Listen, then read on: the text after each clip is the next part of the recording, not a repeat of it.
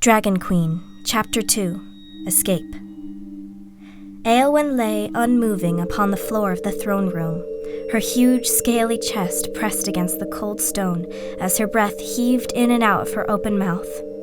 Her pupils were contracted, staring into space as if she were dead. Her mind was jumbled with innumerable thoughts, hundreds of new sensations and feelings overwhelming her. Her own body was now so foreign to her that she couldn't even move. She could hear her heart pounding and the distant sounds of destruction throughout the city. The multitude of noises rang in her ears, causing her to grimace. Her mother's ragged breathing caught her attention. Her eyes flicked towards the queen. Liriel's head rested on a bed of blonde hair caked in dried blood. She clutched the wound on her stomach, and though her face was racked with pain, she gazed into the eyes of her daughter. "Your eyes are still as beautiful as they have always been," Liriel said, a small smile on her cracked lips. "Don't be scared, my little one. You will be back to normal soon." Éowyn tried to reply, but all that came out of her throat was a guttural wail. "No, I'm fine. You just need to get out of here, before their queen comes. Hurry now! Try to move your legs! You'll find the back ones might be a little tricky to—" A rumble shook the chamber as huge footsteps pounded into the room. Éowyn trembled as she heard a deep, primal growling from behind her. Immediately, an unseen force ripped the wand out of Queen Liriel's hand and straight into a wall, shattering it into sparkling pieces. Liriel gazed up at a spot behind Éowyn with a strange mix of fear and fury that Éowyn had never seen before. Éowyn kept her eyes fixed on her mother, afraid to even try to turn her head. The ebony body of the decapitated dragon, that of the dragon's king, moved slightly, the unseen force gently closing its eyes. The growling grew even louder, drops of a kindled rage burning in the vibrations of the sound. Queen Liriel glanced at the corpse before looking back at the spot behind Éowyn, a slow, menacing grin spreading across her face. As soon as she did so, a feral roar boomed over Éowyn, hundreds of clicking sounds accompanying the blast. A huge paw shot out from above Éowyn, and immediately Liriel was pinned underneath it, massive claws spearing into her shoulders. A pleased hiss resounded. Éowyn gave a sharp gasp as an enormous clawed hand wrapped itself around her torso, collapsing her wings around her. She was picked up and rotated around to face the thing that held her. Dread filled her as she came face to face with the gargantuan turquoise dragon. The monster's head was as big as Éowyn's whole body, her glowing green eyes the size of Éowyn's face. The beast's eyes slid closed, her brows lowering. A puff of smoke escaped her nostrils, something that sounded like an angered sigh coming from her mouth. Her eyes snapped open, and she examined Éowyn in a detached manner, fury emanating from her body. Éowyn's heart pounded against her chest in an uneven rhythm as she bit her tongue to prevent herself from screaming. Her limbs dangled limply in the air. She forbade herself from looking down. Her ears flicked forward as she heard what sounded like multiple voices singing a melancholy tune coming from the spine of the dragon. The spines on her back were glowing very brightly, the eerie singing rapidly growing louder. Once the dragon was finished looking Éowyn over, she set her down beside her, focusing her eyes back to face Queen Liriel. Her body seemed to be pulsating with the emerald glow now, rays of light escaping from the cracks between her massive turquoise scales. The monster trod slowly towards Liriel, the deep guttural growling once more resounding from within her. The singing voices continued to wail their sad song. Liriel was frozen, her breathing imperceptibly shallow. The Dragon Queen's mouth opened wide, rows of razor-sharp teeth lined up like a knife-maker's wares. "Liriel," she said, with a voice like a seething volcano. Her hand pressed down harder on Éowyn's mother, making the wounded queen gasp for air. "You thought you were rid of me, didn't you?" The sides of her mouth pulled back in a butchered version of a smile.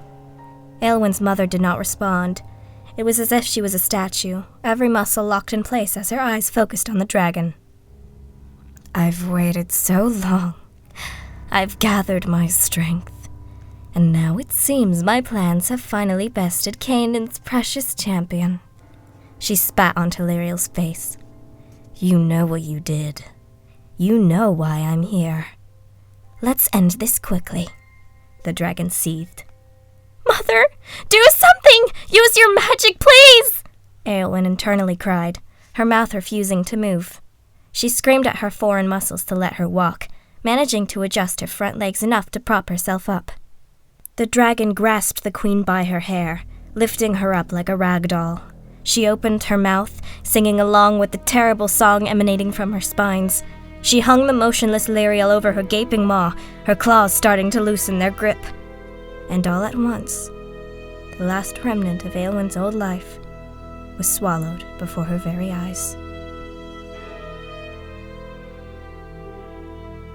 The mind of the princess was filled with nothing but terror of the purest kind as she watched the dragon gulp down her mother. Her body pumped with adrenaline and her vision clouded. Before she could even process what she was doing, she got up on her feet and bolted out of the room, stumbling as fast as she could out of there. Instinct took over, taking her out of the castle, past the busted open and splintered front doors.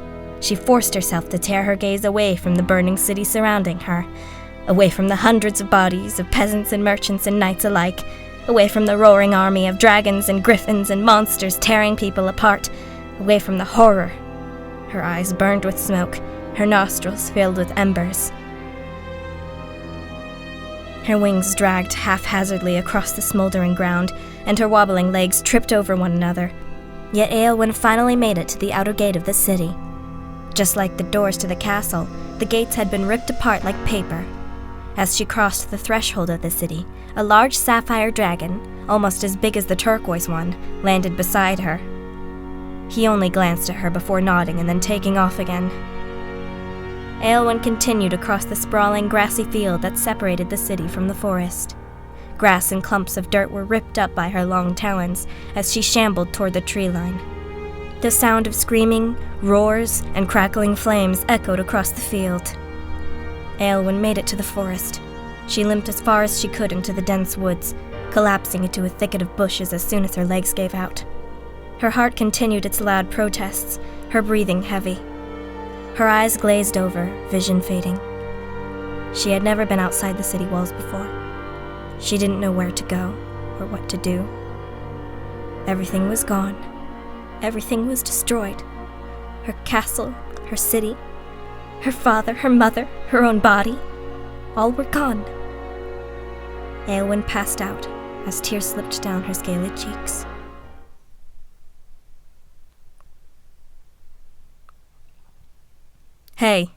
Hey you, dragon, wake up. Eowyn cracked an eye open, looking for the source of the noise in a dazed confusion. Leaves crunched underneath her large body as she shifted slightly. The sweet chirps of morning birds drifted into her ears. The trickle of a stream sounded from not far away. Beams of speckled sunlight illuminated the grass-covered ground. She froze as she saw that, perched on a boulder a few feet away from her, was a boy. He had tousled jet-black hair and strange, foreign-looking clothes. He was rather lithe, and sat upon the boulder with only his toes to hold him up.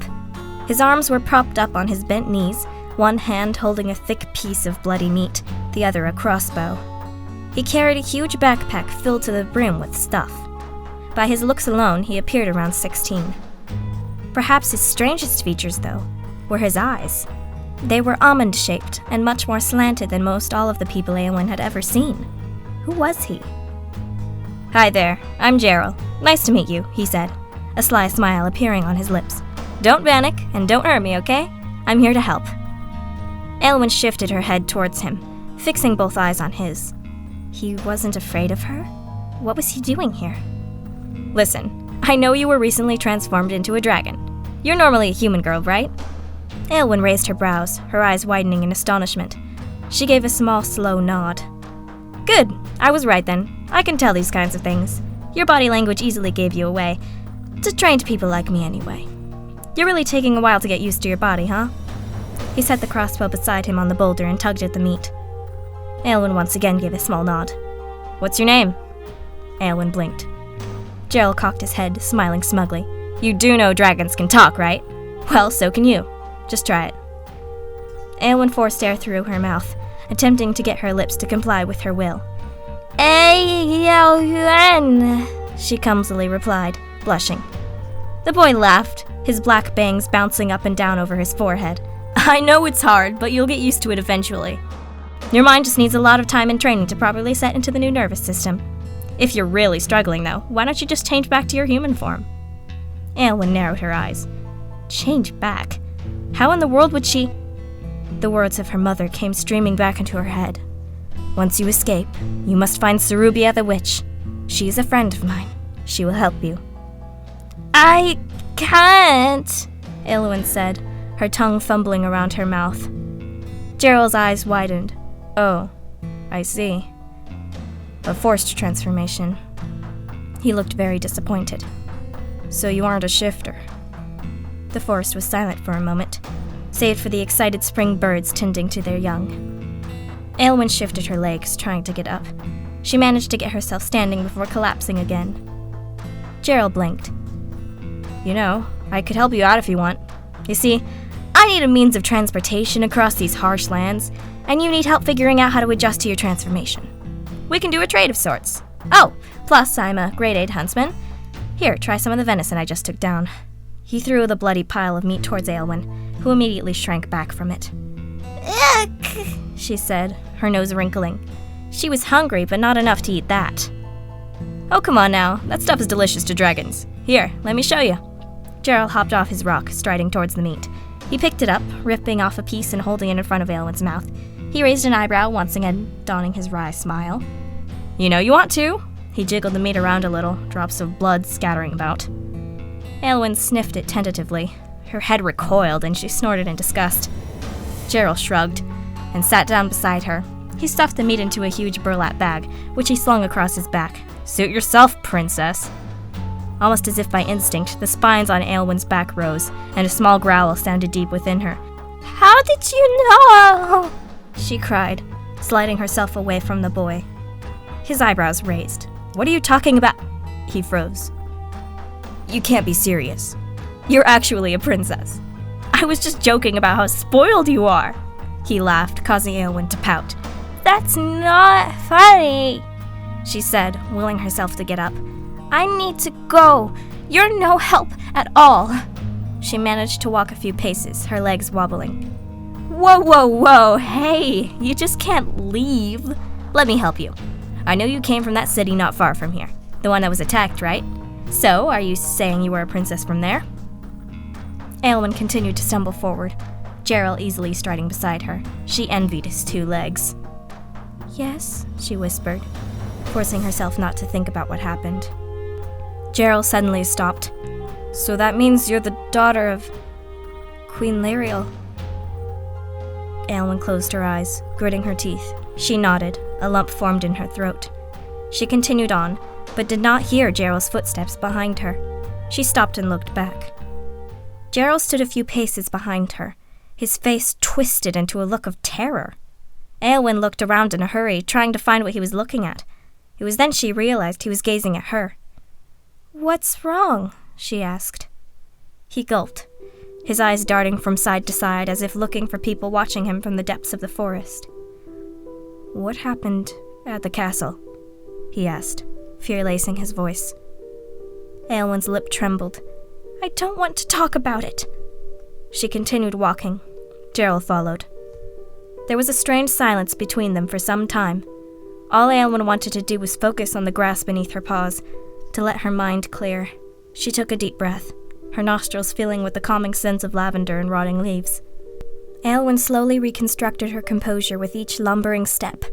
She was a princess. She could not let her own fears and weaknesses be revealed to her subjects. Yes, she was terrified. Yes, she was grief-stricken. Yes, she was entirely out of sorts and just wanted to cry, but she couldn't. She had to buckle up, bottle her emotions, and find the woman her mother had ordered her to locate. Aylwin was a very expressive girl, and she knew that, but for the sake of her mother, she calmed herself down and attempted to think. They came upon a small stream babbling softly. It cut through the woods like a lazy snake slithering between the blades of grass. Where are we going? Gerald's voice resounded around the forest. Aylwin's jaw hardened. Do you know where Cerubia the witch lives? I need to find her. Why? My mom told me to. My home has been destroyed, and going to her is the only option I have. You want to find a witch on purpose? Gerald looked at her incredulously. Yeah, why wouldn't I? That was the last piece of advice my own mom gave me before she died, and you're questioning it? What the heck are you thinking? Aelwyn whipped her head around to face him, her face twisting into a sneer. I've had a lot to deal with, a lot of horrible, horrible things today, and you ask me why I'm doing what I'm doing? Aelwyn stepped towards the boy, her ears flat against her head. Gerald shrunk back, his eyebrows rising and his hand reaching for the crossbow strapped to his backpack. Aelwyn froze. She watched as tufts of smoke escaped from her nostrils and felt her chest heating up dangerously. She lowered her front paw, which she realized she had lifted to strike him. She paused, gulping and swiping the smoke away from her face.